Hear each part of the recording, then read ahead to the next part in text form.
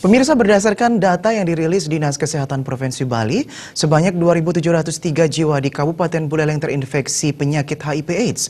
Sejauh ini pengidap HIV/AIDS didominasi oleh orang-orang dengan usia produktif.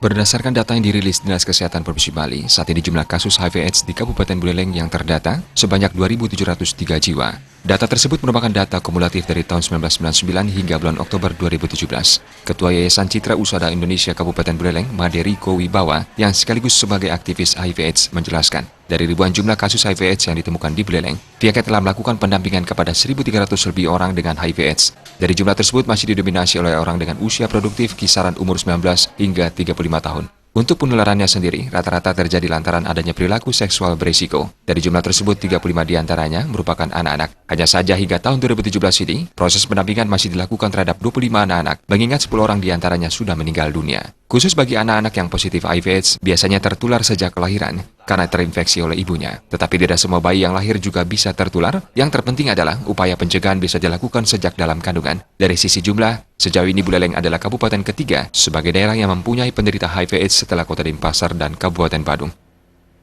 Dari temuan pertama di Kabupaten Buleleng tahun 99 kita temukan sampai bulan Oktober 2017 ini ada 2.703 warga Buleleng yang sudah terinfeksi virus HIV yang terdata.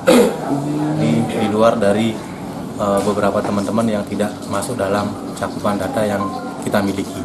Untuk kegiatan pendampingan, kami dari tahun 2000 sudah melakukan pendampingan kurang lebih pada 1.300 oda. Itu yang mau, karena dalam proses pendampingan yang biasa kita lakukan adalah menawarkan apakah dia mau diberikan pendampingan atau tidak. Karena beberapa teman-teman oda juga ada yang memang privasinya yang dikhawatirkan dia melakukan kegiatannya sendiri seperti pemeriksaan dan pengambilan obat.